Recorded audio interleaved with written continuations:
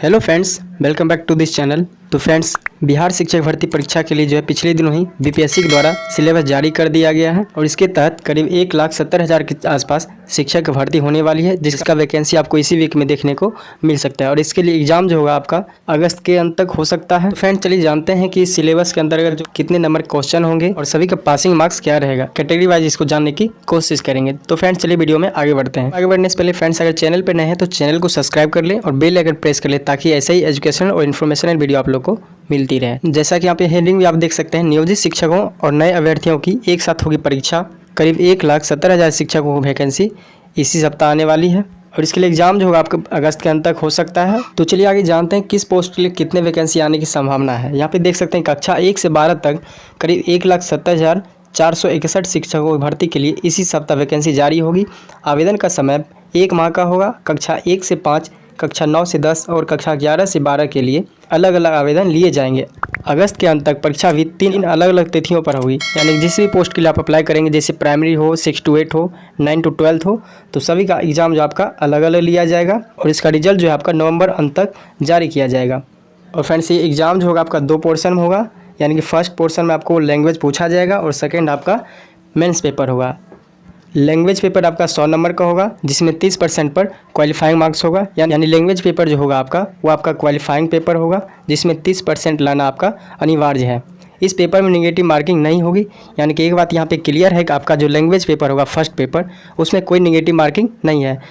इसमें 100 क्वेश्चन होगा और 100 मार्क्स भी होगा, जिसमें आप 30% लाने पर आपका क्वालिफाई माने जाएंगे। और आपका सेकेंड पेपर जो होगा आपका 150 नंबर का होगा, जिसमें आपका नेगेटिव मार्किंग है, क्योंकि इसी पेपर का आधार पर आपका मेरिट तैयार होगा। और फ्रेंड्स, ये एग्ज़ाम जो होगा आपका नियोजित शिक्षकों और सामान्य अभ्यर्थियों की परीक्षा भी एक साथ ही होगी। नियोजित शिक्षकों को अधिकतम उम्र सीमा में छूट रहेगी।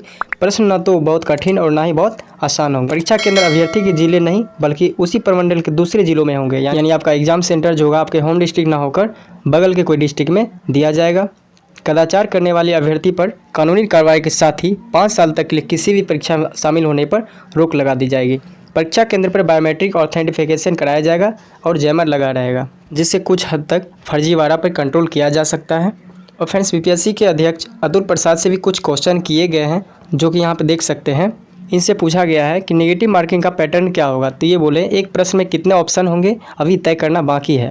उत्तर के लिए 5 ऑप्शन होंगे, तो 4 गलत उत्तर पर 1 अंक कटेगा, यानी 0.25% नेगेटिव मार्किंग होगी। और अगर 4 ऑप्शन वाले सवाल होंगे तो 3 गलत उत्तर पर 1 अंक कटेगा, यानी 0.33% नेगेटिव मार्किंग होगी। बीपीएससी के द्वारा अभी ये तय करना बाकी है कि आपका जो एग्जाम को पैटर्न का जो क्वेश्चन होगा ऑब्जेक्टिव, उसमें कितने ऑप्शन होंगे, 4 होंगे या 5 होंगे।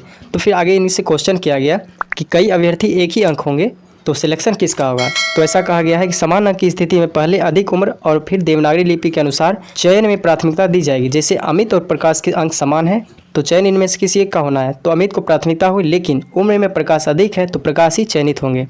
यानी कि बाकी जैसे एग्जाम में होता है सिलेक्शन का प्रोसेस जो है, अगर एक से ज़्यादा कैंडिडेट का जो मार्क्स है अगर सेम आते हैं तो या तो अल्फ़ाबेटिकल प्रोसेस अपनाया जाता है या तो फिर सीनियरिटी को देखकर आगे प्रोसेस किया जाता है। और नेक्स्ट क्वेश्चन पूछा गया, परीक्षा में पूछे जाने वाले प्रश्न का स्तर क्या होगा, किस लेवल का एग्जाम आप ले सकते हैं, किस लेवल का क्वेश्चन आप उसमें दे सकते हैं। तो ये जवाब दिए हैं कि कक्षा 1 से 5 के लिए इंटर स्तर का होगा, यानी कि अगर आप प्राइमरी के लिए अप्लाई करेंगे तो 1 to 12 तक की तैयारी आप कर लीजिएगा। फिर कक्षा 9th और 10th के लिए आपका ग्रेजुएशन यानी स्नातक लेवल का क्वेश्चन होगा। कक्षा 11 और 12th के लिए स्नातकोत्तर यानी पीजी लेवल तक का क्वेश्चन उसमें हो सकता है। प्रश्न ना तो बहुत कठिन होंगे और ना ही बहुत आसान। विषय वस्तु का ज्ञान अधिक महत्वपूर्ण होगा, क्योंकि संबंधित विषय के 100 अंक हैं, जबकि सामान्य ज्ञान से आपका 50 अंकों के प्रश्न होंगे। फिर आगे पूछा गया, भाषा में 25 अंग्रेजी प्रश्न हैं और 75 हिंदी या उर्दू या बांग्ला के, तो दोनों में 30-30% अंक लाना होगा क्या। कि नहीं, ऐसा नहीं है, 100 अंकों में ही 30 अंक लाना अनिवार्य है, यानी कि आप 75 और 25 दोनों मिलाकर आपका 30 अंक लाना अनिवार्य है। इसी में फिर आगे बोले हैं कि अंग्रेजी के प्रश्न आसान होंगे, लेकिन हिंदी के प्रश्न बहुत आसान भी नहीं होंगे। यानी इनके द्वारा कहा गया है कि अंग्रेजी का जो आपका क्वेश्चन होगा वो थोड़ा बहुत ईजी हो सकता है, लेकिन आपका हिंदी जो पेपर है लैंग्वेज 2 में जो आप सेलेक्ट कीजिएगा वो आपका ईजी नहीं होगा। आगे फिर पूछा गया है कि समान वर्ग के अभ्यर्थी के लिए जो है 40%, पिछड़ा वर्ग 36.5% से अधिक अंक लाने पर शिक्षक बन जाएंगे। तो इनके द्वारा कहा गया नहीं, ऐसा नहीं है। सामान्य वर्ग जो है उनको 40% यानी 40%, पिछड़ा वर्ग 36.5%, अत्यंत पिछड़ा वर्ग यानी BC1 जो होते हैं उनको 34%, और SC ST महिला और दिव्यांग अभ्यर्थियों के लिए 32% मिनिमम अंक मार्क्स जो है लाना अनिवार्य है। इतना आने पर ही वे प्रतियोगिता की रेस में शामिल हो सकेंगे। ऐसा नहीं कि इतना परसेंट लाएंगे तो उनका सिलेक्शन हो जाएगा, वही कंपटीशन के दौर में रहेंगे। आगे है, मान लीजिए किसी विषय में 100 सीट है जबकि निर्धारित अंक के आधार पर 300 अभ्यर्थी आ गए हैं, तो इसमें अधिकतम अंक लाने वाले अभ्यर्थियों को ही 100 अभ्यर्थी कोटिवार चयनित किए जाएंगे। यानी ऊपर से जो है आपका हाईएस्ट 100 कैंडिडेट को सिलेक्ट कर लिया जाएगा। फिर आगे इनसे पूछा गया है कि मैंने TET पास की है और STT के दोनों पेपर भी पास किए हैं, तो क्या प्राथमिक, माध्यमिक और उच्च माध्यमिक तीनों के लिए आवेदन दे सकता हूं? तो इनके द्वारा कहा गया हाँ, ऐसा आप कर सकते हैं। माध्यमिक या उच्च माध्यमिक में जिस विषय में आप STT उत्तीर्ण हैं उसी विषय के लिए आवेदन कर सकेंगे।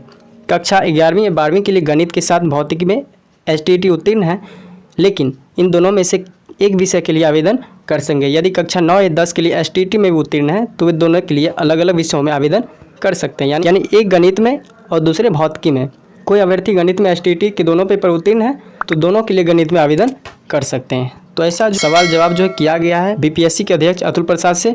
तो इन शॉर्ट आप जान लेते हैं कि इस वैकेंसी में जो है किस पोस्ट के लिए यहाँ पे कितने वैकेंसी आने की संभावना है। यहाँ पे देख सकते हैं किस श्रेणी के कितने पद आने की संभावना है। 79,943 जो पद आएंगे वो आपका जो है 1 to 5 के लिए आने वाले हैं। यहाँ पे 9 to 12 के लिए देख सकते हैं 32,916 पद आएंगे। कक्षा 11 से 12 के लिए आपका 57,602 पद आने की संभावना है।